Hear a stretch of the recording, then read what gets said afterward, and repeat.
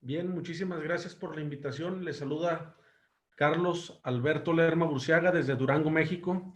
Agradecido por esta invitación a efecto de, aún y con la pandemia que estamos viviendo a nivel mundial, nos une el esfuerzo por una mejor justicia, el compromiso a favor de los derechos de la infancia, de nuestras niñas, niños y adolescentes. Y bueno, agradecido como siempre por el hecho de que nos hayan invitado a socializar con todos ustedes este tema tan importante como lo es el plan de restitución de los derechos de niñas, niños y adolescentes.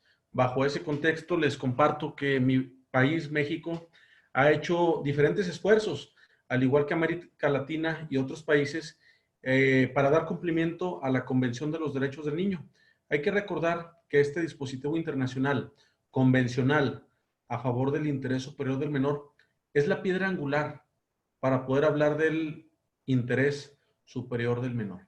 Y bueno, precisamente al igual que todos ustedes, soy un apasionado del derecho, soy un apasionado de los derechos de niñas, niños y adolescentes, pero sobre todo comprometido con la justicia, que también para poder hablar de interés superior del menor, tenemos que cambiar diferentes estigmas, tenemos que luchar por la independencia judicial. Yo lo comentaba hace poco en diferentes foros, de que para los derechos de niños y adolescentes no existen banderas, no existen partidos, no existen colores, sino debe de ser un compromiso social porque cualquier niño a nivel mundial realmente tenga pleno acceso a sus derechos. Y bueno, la finalidad de este foro es, por supuesto, socializar con todos ustedes a través de un ejercicio de derecho comparado con dispositivos internacionales, con dispositivos convencionales, con la finalidad de ver qué países tienen cierta estructura, ver qué países a lo mejor no pudieran contar con esa estructura, pero sobre todo unir esfuerzos y que sea un ejercicio de retroalimentación. Les comparto que en México nos vincula definitivamente lo que prevé el artículo primero y 133 constitucional relativo a que, si bien es cierto, tenemos la constitución política de los Estados Unidos mexicanos, que esto es nuestra ley suprema, también lo es que en base a la reforma a los derechos humanos, también tenemos a la par de nuestro máximo dispositivo legal los tratados internacionales. ¿Qué significa esto? Que México, en aras de salvaguardar los derechos humanos, pero sobre todo de dar cumplimiento al principio de progresividad, debemos de recordar como conocedores del derecho que, bueno, la ley es progresiva siempre y cuando sea en beneficio. ¿Qué significa esto? Que las reformas judiciales, que las reformas legislativas deben de ser con la protección más amplia. No se pueden no se pueden restringir derechos, mejor dicho, en aras de un principio pro persona. Por el contrario, la progresividad es dar más amplitud o mayor protección al ciudadano. En este caso estamos hablando de un grupo en desarrollo, como lo son niñas, niños y adolescentes. Y bueno, bajo ese concepto debemos de recordar que la propia Convención de los Derechos del Niño maneja el término de que niño va a ser cualquier menor de 18 años de edad. Es la clasificación que da el dispositivo internacional, como lo es la Convención de los Derechos del Niño. Sin embargo, la propia Ley General de los Derechos de Niños y Adolescentes, vinculado a diferentes doctrinas del desarrollo de la personalidad, doctrinas psicológicas, leyes locales, leyes federales a nivel México, bueno, ya hacen una distinción qué es niño y qué es adolescente. Les comparto que en mi país, niño es menor de 12 años de edad y la adolescencia está clasificada más de 12 y menos de 18 años de edad. Sin embargo, la Convención sobre los Derechos del Niño es muy claro respecto a que la protección de este dispositivo convencional va a ser cualquier menor de 18 años de edad. ¿Qué significa esto? Incluye niñas, niños y adolescentes. Y bueno, al igual que en otros países, la problemática que tiene México tiene ciertas particularidades derivado de nuestro contexto social, nuestro contexto político, nuestro contexto territorial, nuestro contexto de las costumbres que vive México, y al igual que otros países, bueno, también tenemos la problemática de las adicciones, de la inseguridad, este tipo de circunstancias que definitivamente pueden afectar el sano desarrollo de la infancia. Y definitivamente cuando recibo yo la invitación para participar en este importante foro a nivel internacional y que me indican que Argentina, con ese compromiso a favor de la infancia, nos está considerando para socializar, dije, bueno, yo, Carlos, ¿qué puedo aportar para que otros países pudieran hacer un ejercicio de derecho comparado y ver qué herramientas tiene México y que a lo mejor otros países no pudieran tener? Pero por supuesto que estaré muy atento también a las herramientas que tienen otros países para ver de qué manera perfeccionan, complementan o bien pueden ser un área de oportunidad para que México pueda atraer política pública de otros países, siempre en aras de el sano desarrollo de la infancia. Les comparto que en la legislación de México tenemos las leyes muy específicas a favor de la protección de la infancia y tenemos leyes generales, como cualquier país. Sin embargo, hay un dispositivo general que es la Ley General de los Derechos de Niños y Adolescentes, en la cual se desprende que precisamente cualquier autoridad jurisdiccional o administrativa en el ejercicio de sus funciones tiene que dar cabal cumplimiento a ese dispositivo general.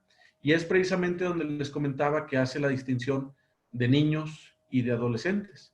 Ahora bien, es importante también resaltar en el sentido de que tenemos una figura jurídica muy específica. Esta figura jurídica muy específica se denomina representante coadyuvante de la Procuraduría de Protección de los Derechos de Niñas, Niños y Adolescentes. Y bien, el fundamento legal, para efecto de que ustedes tengan a bien visualizarlo o estudiarlo a fondo en su domicilio, es el artículo 4º, fracción 21 de la Ley General de los Derechos de Niños y Adolescentes. Pero fíjense que hay algo muy importante. A nivel internacional, nuestros niños están siendo expuestos a diferentes formas de violencia, a diferentes formas de trato diferenciado, lo cual evidentemente es una discriminación. Nuestros niños actualmente están viviendo un contexto político, social, pero también de salud, que esto viene a generar diferentes afectaciones físicas o emocionales.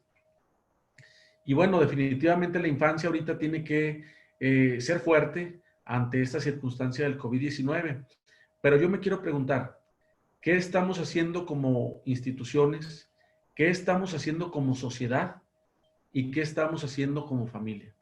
Hay que recordar algo. Para el interés superior del menor, no nada más es una obligación de las instituciones o del Estado, no.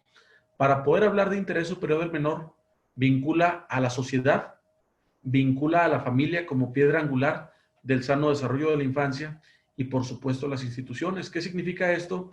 Si ustedes se fijan, normalmente queremos dejar esta carga al Estado y no debe de ser así. La formación de nuestros hijos es precisamente de la familia. Las instituciones educativas, bueno, definitivamente darán cumplimiento a un plan de estudios y van a realizar su función en aras del derecho humano a la educación. Pero realmente la formación de nuestros hijos es a través del vínculo familiar. Entonces, para poder hablar del sano desarrollo de la infancia, hay que ser muy objetivos en el sentido de que ¿qué estoy haciendo yo como familia? ¿Qué estoy haciendo yo como ciudadano? ¿Y qué estoy haciendo yo como institución? Para que en esta suma de esfuerzos y en esa sinergia, bueno, realmente podamos hablar de interés superior del menor. Y como les comentaba, nuestros niños actualmente están viviendo un contexto sanitario complejo, algo que nunca se había enfrentado como lo es una pandemia, pero hay que recordar algo. Esto conlleva que impacte definitivamente en su vida diaria de nuestros niños y nuestros adolescentes. Les voy a poner un ejemplo muy claro, el contexto educativo. Muchas de las ocasiones las escuelas, ustedes no me dejarán mentir, en el sentido de que las escuelas era el lugar más seguro para los niños o para los adolescentes, donde en algunos casos, al menos la escuela, era un lugar libre de violencia y donde en la escuela el menor de edad se empoderaba a través del conocimiento, a través de socializar con sus compañeros, pero ahorita esa escuela físicamente es inoperante por la circunstancia de la pandemia. Entonces, fíjense cómo nuestros niños también tienen su propia lucha en base a las herramientas de formación que les hemos enseñado, que les hemos compartido, con la cual los hemos formado. Ellos también ahorita la están aplicando ante esta adversidad. Y yo estoy seguro que a nivel global nuestros niños extrañan a sus amigos, extrañan a sus compañeros. Por eso va a ser muy importante, estimados compañeros, juristas, todos ustedes y conocedores del derecho, en el sentido de que realmente apliquemos el derecho en aras de lo que están viviendo actualmente nuestros niños.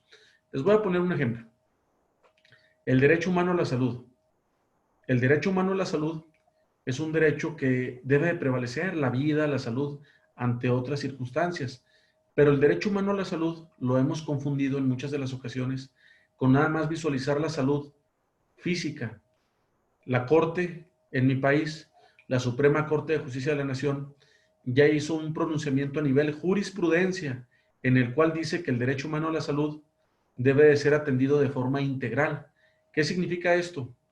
Que el derecho humano a la salud, así como es importante la salud física, exactamente al mismo nivel y de forma integral, debe de garantizarse por parte del Estado y las instituciones, así como el vínculo familiar, la salud emocional.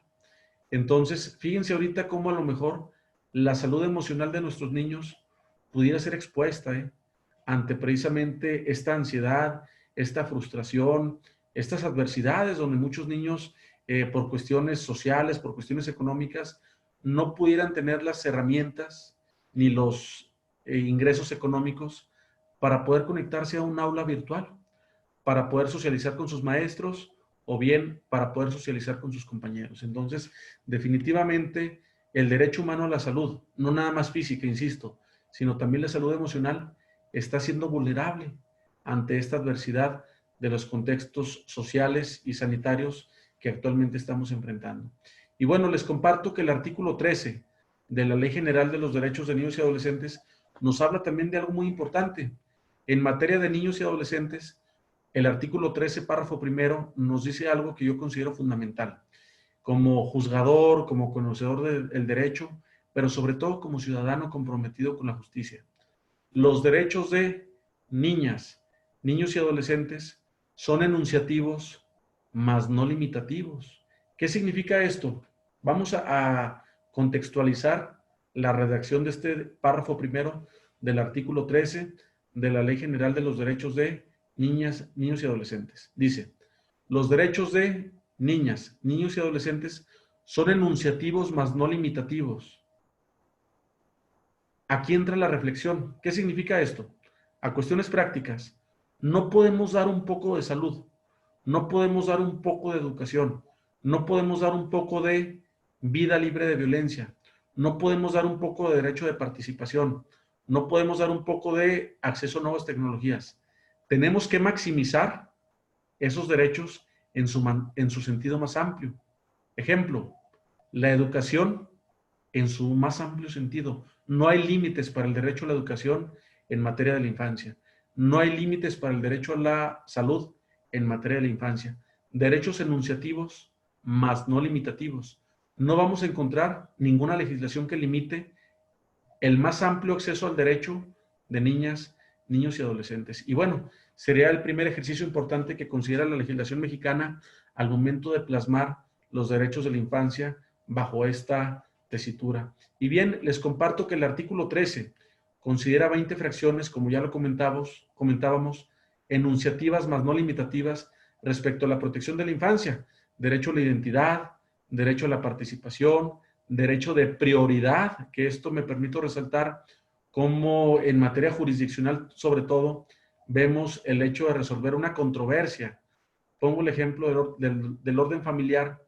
Un niño que no puede ver a su mamá, un niño que no puede recibir alimentos, un niño que no puede saludar a su papá, un niño que está esperando la resolución de guarda y custodia o de patria potestad.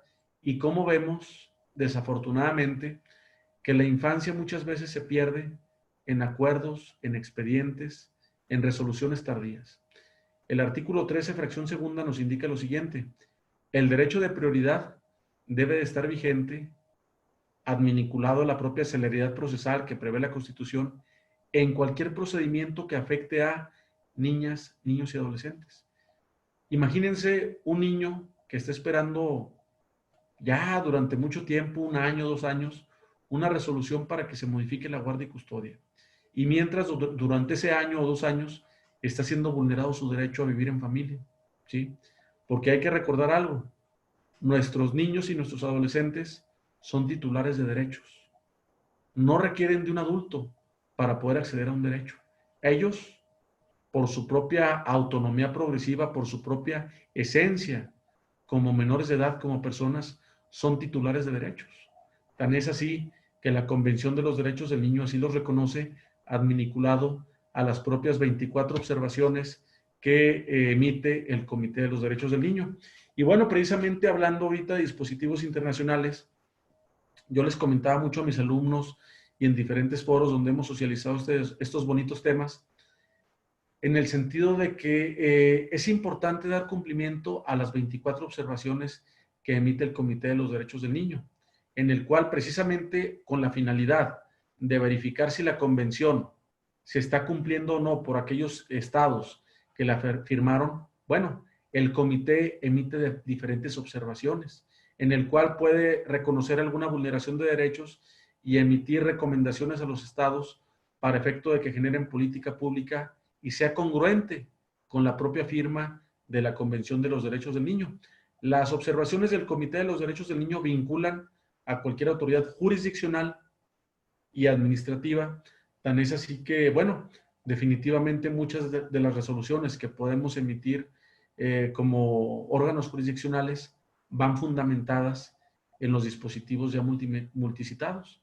Entonces, sí los invitaría, compañeros, a efecto de que si alguno de los que estamos ahorita visualizando este foro tenemos algún litigio, alguna controversia, alguna resolución por emitir, realmente se plasme bajo los más altos estándares de la justicia. ¿Cuáles son los más altos estándares de la justicia?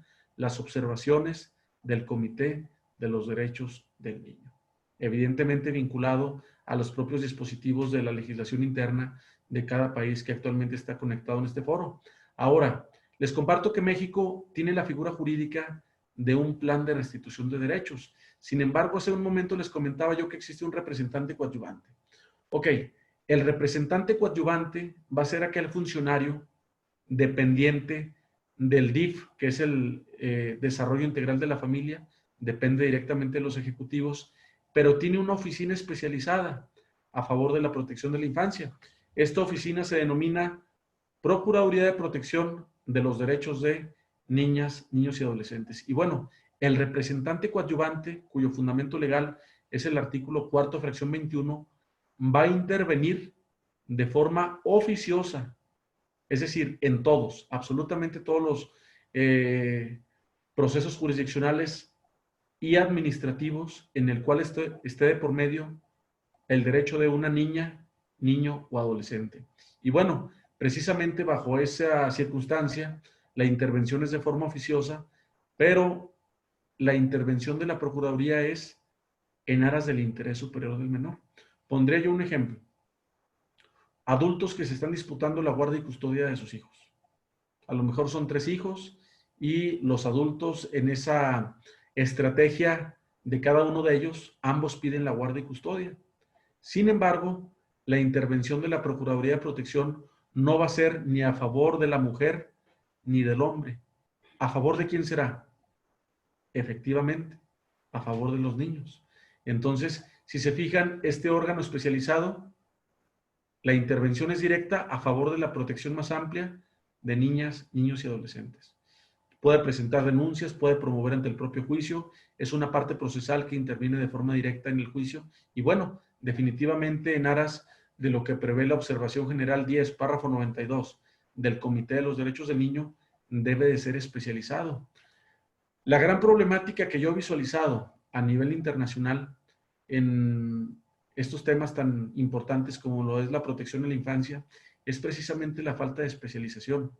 Mucho se pregona de capacitaciones, pero realmente muchísimas instituciones no son especializadas. Y si no son especializadas, hay un vicio de fondo en las resoluciones. ¿Por qué? Si gustan checarlo, la observación general 10, párrafo 92, nos dice que la judicatura, los órganos jurisdiccionales, las fiscalías, cuando están investigando un delito que se comete en contra de niños y adolescentes, las propias policías inclusive, así como otras instituciones, deben de ser especializadas. ¿Por qué creen ustedes que los que trabajamos con niños y adolescentes somos especializados? Bueno, primero, porque es un grupo en desarrollo. El trato o la dinámica procesal que se lleva con adultos es muy diferente, la cual se lleva con una niña, niño o adolescente. Les pongo el ejemplo, a todos nos ha pasado, y sobre todo cuando queremos tener contacto visual y que fluya la comunicación con nuestros niños. Mi niña, yo tengo una niña chiquita, y precisamente cuando quiero que fluya la comunicación, me pongo a su altura, ¿sí? El primer canal de comunicación para efecto de que ésta fluya con nuestros niños es estar exactamente al mismo nivel. Ponernos físicamente, me refiero a la estatura, al mismo nivel para efecto de que estemos en igualdad de circunstancias. Si nuestros niños voltean a vernos hacia arriba por la cuestión de la altura, ya es la primera barrera. Entonces, tenemos que tener herramientas como órganos jurisdiccionales, tenemos que tener herramientas como defensores, como fiscales, como partes procesales, para poder garantizar el derecho de participación de un niño. Imagínense una diligencia en la cual va a participar un menor de edad para efecto de ser escuchado y manifestar su voluntad de la custodia, la guarda y custodia. Si entra a un lugar donde existen puros adultos que no entienden las necesidades del menor y que garanticen el derecho de participación, definitivamente esa no sería una estrategia que garantice el interés superior del menor. Y con ejemplos tan básicos como lo es el hecho de que el mobiliario sea diseñado para adultos, ¿no? Si va a una escucha un menor de 6 años, imagínense si estará cómodo en una silla o en un banco alto destinado para un adulto, donde ni siquiera tiene la firmeza de tener sus pies en el suelo. Todo este tipo de política pública debe de cambiar, pero solamente va a cambiar si somos especializados. Ahora, los que trabajamos con niños y adolescentes debemos de tener conocimientos multidisciplinarios como lo es la psicología, el trabajo social, la sociología, el derecho, por supuesto, y bueno, ya los que manejamos de lleno el derecho penal, también debemos de cumplir los protocolos para no revictimizar a nuestras niñas, niños y adolescentes. Todos hemos recordado que la legislación internacional también busca proteger al menor de edad víctima de la comisión de un delito para que el procedimiento no sea lesivo, que la propia investigación del delito no venga a revictimizar a nuestras niñas, niños y adolescentes. Entonces, como conclusiones, tenemos una ley especializada. Esta ley se llama Ley General de los Derechos de Niños y Adolescentes. Nuestros derechos son enunciativos, más no limitativos. Nuestros niños y adolescentes son titulares de derechos. La institución encargada de garantizar sus derechos es la Procuraduría de Protección de los Derechos de Niños y Adolescentes, y la figura jurídica sería el representante coadyuvante. Ahora, ¿qué pasa si en México un niño no tiene pleno acceso a sus derechos? Bueno, el artículo 121, 122, 123 y correlativos de la Ley General de los Derechos de Niños y Adolescentes, que es el tema medular de esta intervención, nos habla del plan de restitución de derechos. Voy a poner un ejemplo.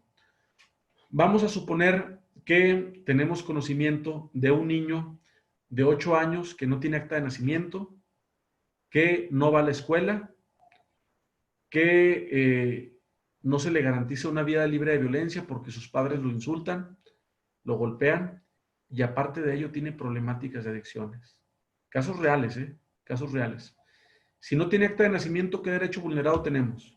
Derecho a la identidad. Si no va a la escuela, ¿qué derecho vulnerado tenemos? Derecho a la educación. Si es víctima de violencia familiar, ¿qué derecho vulnerado tenemos? Una vida libre de violencia. Y aparte de ello, si tiene problemáticas de adicciones, ¿qué derecho vulnerado tenemos? Bueno, tenemos el derecho de la salud. Ahora, una vez que con la pura presunción, sin necesidad de que la denuncia o la notificación o la noticia criminal lo haga algún familiar directo, es decir, si yo como ciudadano puedo visualizar que mi vecino es víctima o posible víctima de una vulneración de derechos y mi vecino es menor de edad, por supuesto que no requiero tener un vínculo de parentesco, afinidad, para efecto de hacerlo del conocimiento de las autoridades. En México, con la pura presunción de la vulneración del derecho, es más que suficiente para que de forma oficiosa intervengan las autoridades especializadas. Ahora, Retomando el ejemplo que les exponía hace unos momentos, ese niño que no tiene acta de nacimiento y que tiene de más derechos vulnerados, definitivamente, primero, ¿cuál es el primer paso? Identificar derechos vulnerados. Y segundo, proceder a la restitución de esos derechos vulnerados. Yo les preguntaría a ustedes, ¿qué prevalece? ¿El derecho a la salud o el derecho a la identidad? Bueno, definitivamente el derecho a la salud pone en riesgo su vida, o la vida libre de violencia, inclusive si es víctima de golpes de sus padres, puede estar en riesgo su vida. La ley especializada también nos da la facultad de medidas de protección. Cuando alguien está vulnerando el derecho de un niño, la propia autoridad puede asegurar con la fuerza policial a ese menor de edad. Y con la fuerza policial no para utilizarla en contra del menor, no, no, no, para nada. La fuerza policial para que se dé cumplimiento al mandato de la autoridad ministerial, llámese fiscalía o jurisdiccional, juez especializado. ¿Con qué finalidad? Que prevalezcan los derechos de la infancia. Definitivamente a nivel internacional, y yo lo digo de forma muy respetuosa y muy objetiva, también tenemos que luchar contra otra pandemia, los estereotipos, los prejuicios, ¿sí? El hecho de darle un enfoque a la violencia de que nada más es de un género, no. La violencia no tiene ningún tipo de género. La violencia la comete cualquier persona. Y si se fijan, la política pública a nivel internacional criminaliza un género y al otro género busca equilibrarlo, pero con un trato diferenciado al género que está criminalizando, ¿sí? Es decir, buscar la igualdad de un género, como es una bandera que utilizan en algunas ocasiones, busca criminalizar al otro género, lo cual es contrario a todos los dispositivos internacionales que ustedes me puedan citar en este momento. Entonces, yo hago un llamado también a efecto de que realmente la política pública y las resoluciones jurisdiccionales sean sin prejuicios, sean sin estereotipos, que sean pensando en las herramientas para el sano desarrollo de la infancia y no tomar una bandera por modas o costumbres o movimientos que hablan de la igualdad, pero una igualdad de lo que les conviene, sino que en todo momento prevalezca el interés superior del menor. Y bueno, precisamente bajo esa tesitura, nuestra Corte a nivel México ha hecho ya diferentes pronunciamientos en buscar romper esos estereotipos. Les comparto que en México los códigos de los estados daban en automático la guardia y custodia a las mujeres por el simple hecho de ser mujeres, lo cual es una forma de discriminación indirecta hacia los hombres. Es un tipo hasta de violencia de género.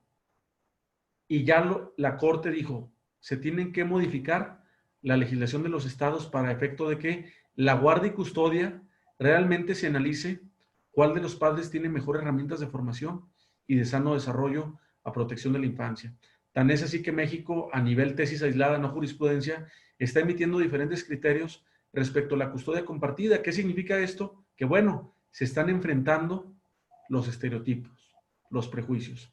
Y esto considero que es un paso importante porque también viene a fortalecer el plan de restitución de derechos. Definitivamente el plan de restitución de derechos va a ser la herramienta jurídica más importante que tenemos a nivel nacional a protección de la infancia. Y en conclusión es de la siguiente manera.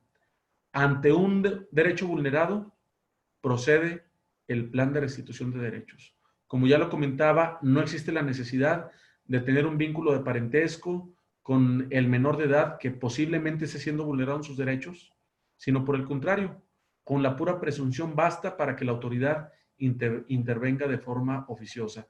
Y bueno, una vez que la autoridad va a identificar derechos vulnerados, va a restituirlos en base a la prioridad. Es decir, puede esperar el acta de nacimiento unos días, no me atrevo a decir que mucho tiempo, no, porque obviamente es un derecho vulnerado, pero primero tendríamos que sacar a ese niño de ese contexto familiar, donde lo están golpeando, donde lo están insultando y donde en algunos de los casos los propios padres son los que suministran la droga, porque ya la familia está enferma respecto a las adicciones. Entonces, tenemos la medida de protección y ya una vez que se tiene un lugar seguro y digno al menor de edad, bueno, vendría a generarse la educación, la identidad, el tratamiento especializado respecto a las adicciones. Les comparto que, bueno, esta es la herramienta con la cual México busca garantizar los derechos de la infancia. también es importante resaltar de que como todo país son políticas públicas progresivas. Vemos cómo poco a poco se están socializando y la verdad es que felicito a este foro con la finalidad de, a nivel internacional, socializar los derechos de la infancia. Lo dijo la maestra Montessori: sembremos en los niños ideas buenas, aunque no las entiendan, los años se encargarán de descifrarlas en el entendimiento y hacerlas florecer en su corazón. ¿Cómo lo interpreto yo? A lo mejor no vamos a ver el cambio ni mañana ni pasado, pero nuestros niños van a saber que luchamos por ellos y que con el paso del tiempo van a tener una política pública, instituciones especializadas y sobre todo leyes a efecto de que el interés superior del menor sea una realidad a nivel mundial. Como siempre, quedo a sus órdenes. Un fuerte abrazo desde Durango, México. Un abrazo a todos mis amigos en Argentina que a través de diferentes foros he tenido la oportunidad de compartir y socializar con todos ustedes. En Durango tienen un buen amigo. Muchísimas gracias por esta intervención y cuenten con nosotros para la protección de la infancia. Muchísimas gracias y un fuerte abrazo.